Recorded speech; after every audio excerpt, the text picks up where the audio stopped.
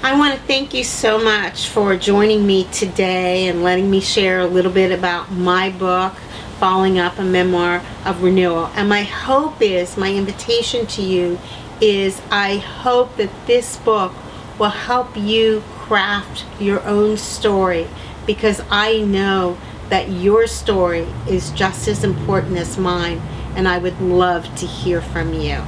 Thank you. And so tell us about the book. Why did you write this book?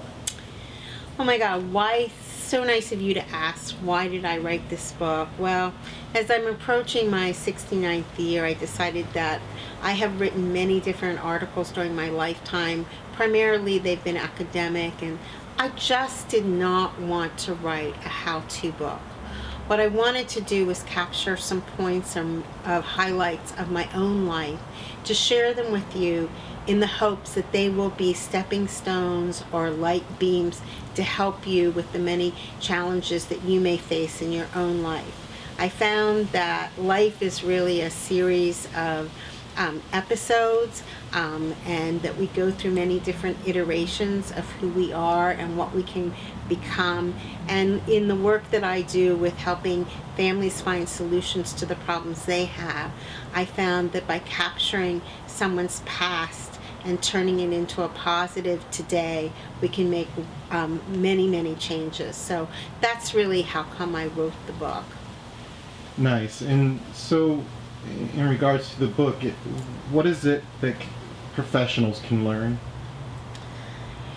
As a professional who's been both an academic and a licensed clinician since 1970, I think that work with families is one of the most important things we can learn. And I think what the main message I have for other professionals is always start where your client is.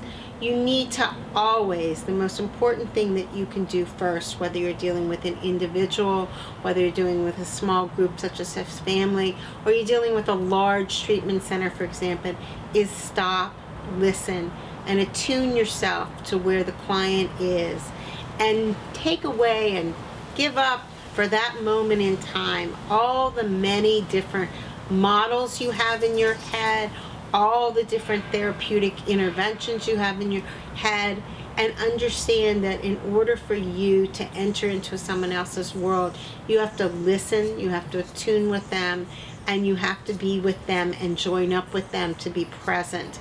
And in that way, once you become a co-collaborator with them, once they know, because in 7 seconds they're going to know whether or not they can work with you, whether or not they can trust you, then after you've learned their story, can you begin to make suggestions or changes or successful interventions that help them become the person, the man, the woman, the son, the daughter, the husband, the wife that they're meant to be.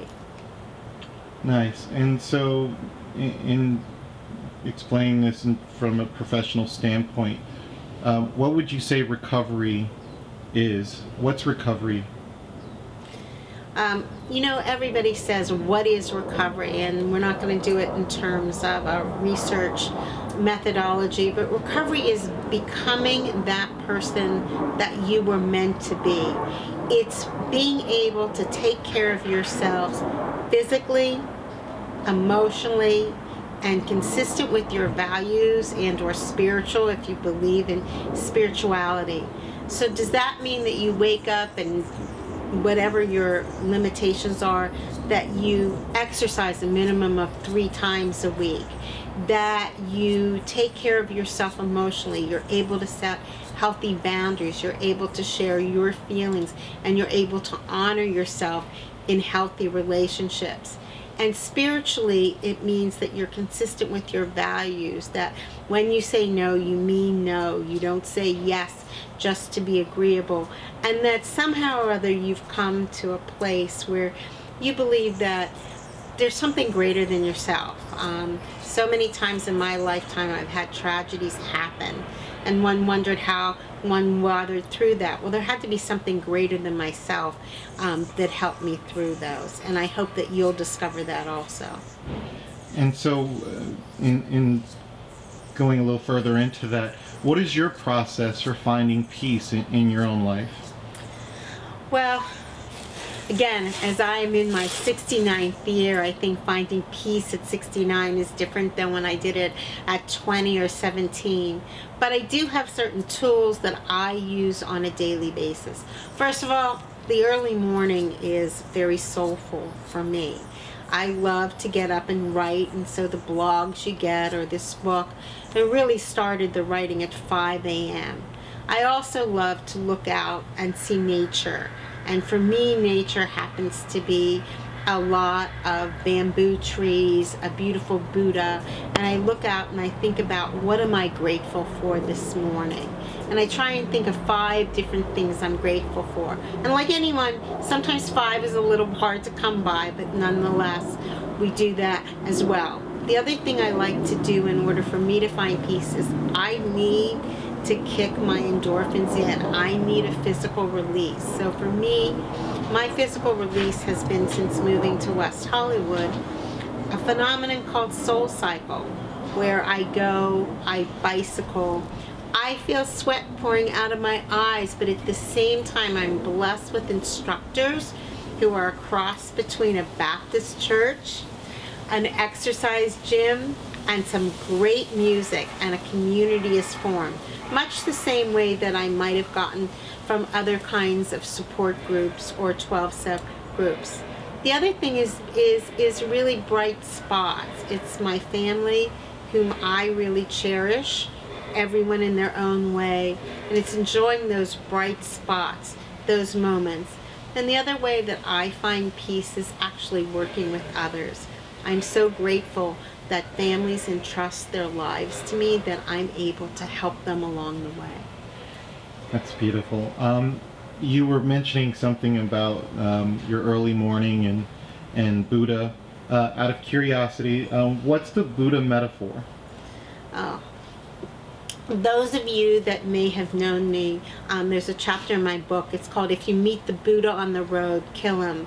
And I owe a debt of gratitude to my college mentor, Dr. Glenn Hayworth, for first introducing me to this metaphor, which was a book written by a psychoanalyst by the name of Sheldon Kopp. Now you must remember I read this book when I was 20, but it's really the philosophy of the book that has stood with me all my life.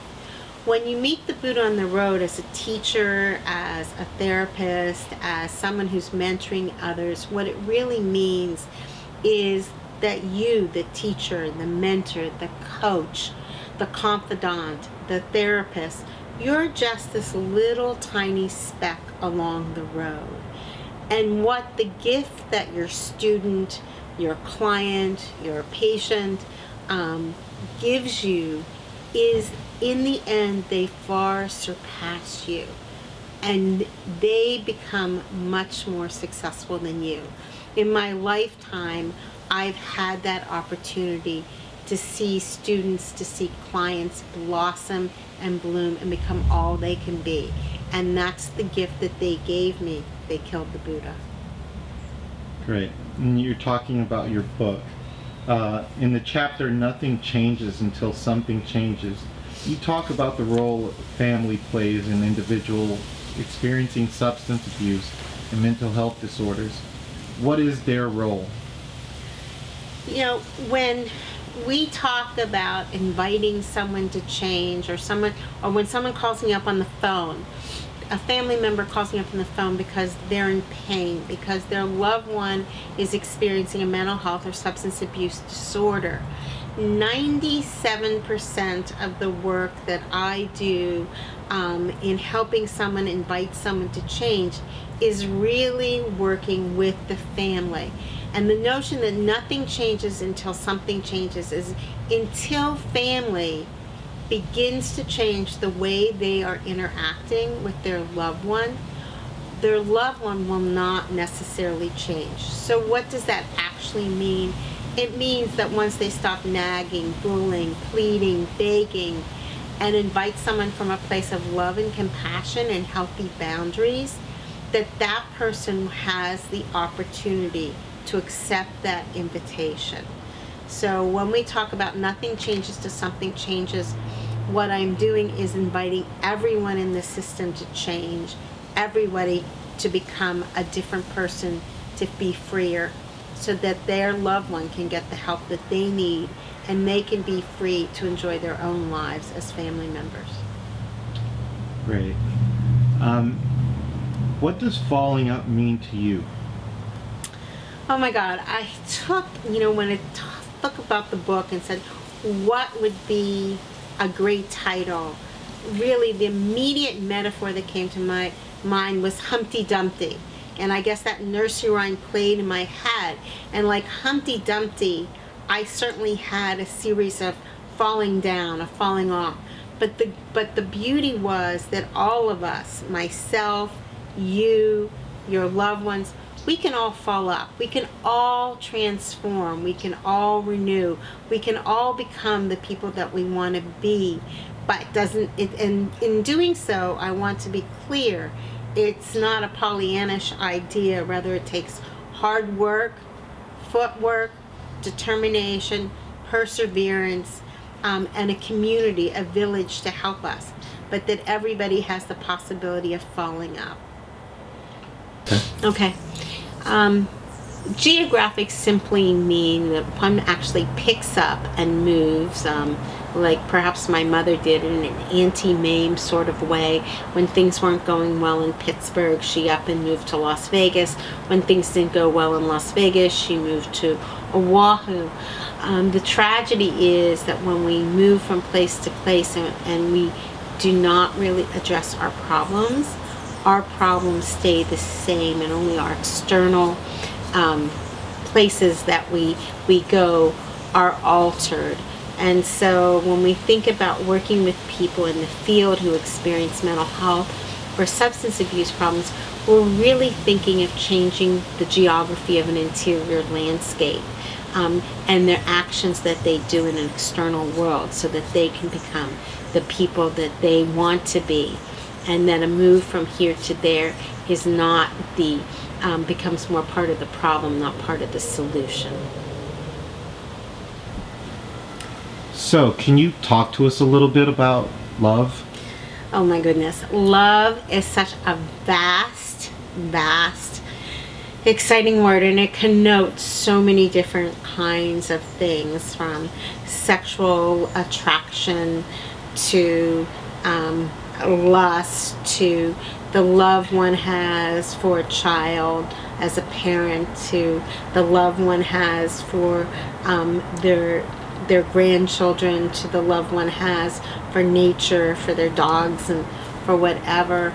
I think in my book I touch on so many different iterations and experiences that have given me the opportunity to experience and to refine what love is, even within the parameters of having so many challenges, so many sudden deaths.